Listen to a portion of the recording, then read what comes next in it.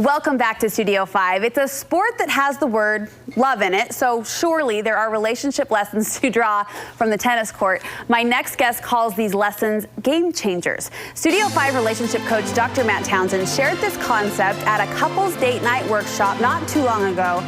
I found it brilliant. So let's set this up. You and your wife, Marty, you like to play tennis. We like to play tennis. I almost played professional, except I was nowhere near good enough. He couldn't find a sweatband cool enough. I couldn't find the right outfit. Okay. So here's kind of the thing. We have different games. I kind of like a faster game, and I like to play the net a lot.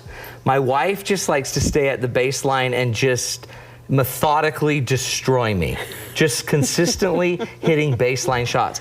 So I don't like that because I'm not as consistent, but I could do a little drop shot and then she has to run up and then I could lob it over her head and I just like have her running. And you're over there laughing your head off, I bet. She hates it. Yeah. But what I realized in that whole thing is that even though she hates it, it's it's fun, but I'm not stuck playing her game. And she's not always stuck playing my game. Because if you were to play her game, you guys could just sit there and fire shots back and forth. Well, she could. I couldn't play that game. But it frustrates me. So what I realized finally is instead of just having to always do it her way, I could change the game whenever I wanted to by just hitting a drop shot. And then she has to go chase it. And then what I would do is eventually go back and play her game a little bit more. And then I'd hit a drop shot or a lob shot. So what I realized in the end, if you're tired of being in a game that you don't like, and it always seems like they're in charge of the game, change the game. That's the neat thing about tennis or anything. You can actually change how you play the relationship. You know, everyone's always like, I don't want to play games. You're always playing games. Let's be real. There's always a game going on. Nobody is always doing the yard or cleaning the house because they want to. There's certain reasons we do it, and we know that it generates certain motivations and certain help. So all relationships have a little bit of gamesmanship in them. Let's get into these game changers then, how you can change your shot up, so to speak, and prompt a different reaction in the relationship. You say our happiness level is the first game changer. First thing I'd work on, it's actually the easiest trick to play in a marriage, be happy. Because when I know you're miserable, I'm going to assume it has something to do with me. When you're happy, I will also assume it has something to do with me. But if you want to throw your partner off and you tend to be kind of miserable because of the game that goes on between you two, just start being happy. The minute you're happy, the minute you're smiling, the minute life seems better, the minute you're more positive, the minute you look better, feel better, A, it's attractive to me because you're all of a sudden you're happy. But B, I'm wondering why. So what's going on here? A lot of times I'll have clients that'll come see me and their spouse won't. And the only advice I'll give them is when you go home, you just be as happy as you've ever been. And when they say, so you went and saw Matt, just say, yeah. And be happy and about it. It was fantastic. It was amazing. That's how come I get good referrals, because I tell everyone to go fake happy. Go be happy. But it really changes the partner because now he has to pay attention, or they have to pay attention to you because you're different. Well, on a smaller scale, I'm generally a happier person, but I had a couple blah days last week. I'm going to call them pregnant days, if you will. Had those. Oh, thanks for relating. Thank you for putting me in my safe space. Mark was so darn happy and energetic on those days. It snapped me out of it in a flash. And because if you're sad, then he doesn't know what to do, or he feels like it's him and he's not doing something right.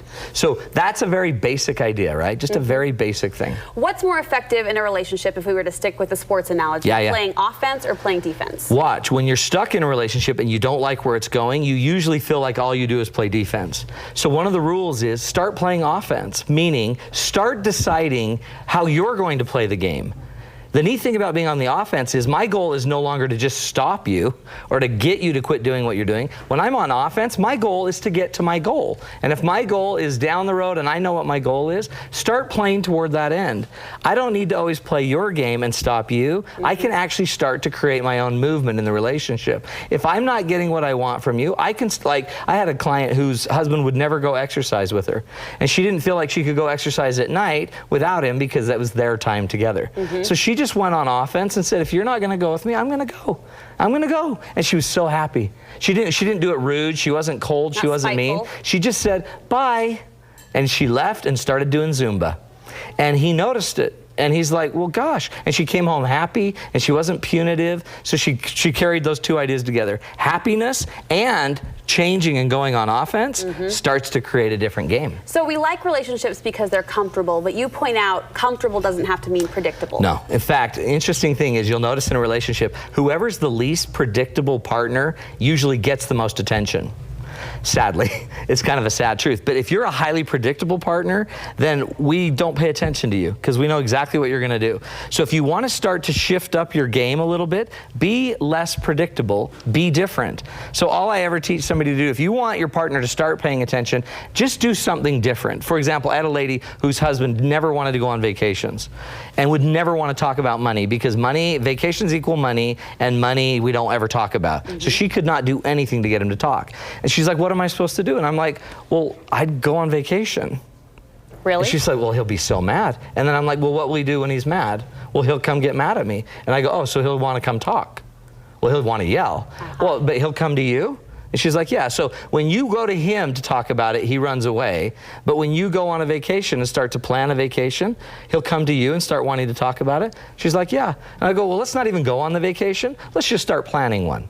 So I'd get on the calendar and I'd mark the date that you're going to go, and I'd mark it on the kid's calendar and I'd mark it on his calendar. And if he doesn't come talk to you about it, then don't worry about it. Then what I do is I'd go call a travel agency and let the travel agency come start to send you brochures. Right. Bring 20 brochures back. Right. Start showing those. Then I might even say, which credit card do you want me to put this on? Because I'm taking the kids on a vacation. Rolling the ball forward. Now, I may not even be going on the trip.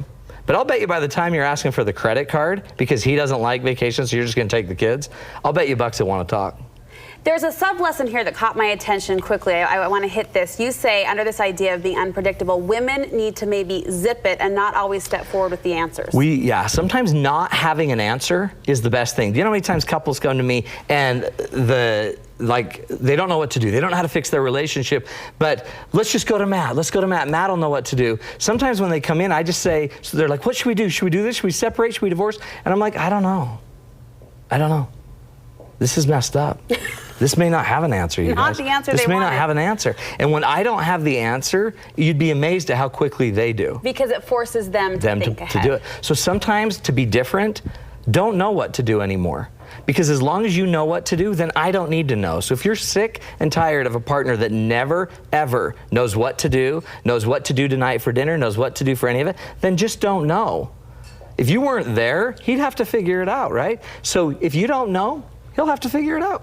It's a pretty cool little Genius. trick. Matt, more great conversation and content like this on your website. Booyah. Go to matttownsend.com. Very simple. Booyah. Booyah. I like it. Thank you so much. Thanks, Brooke. We'll be back.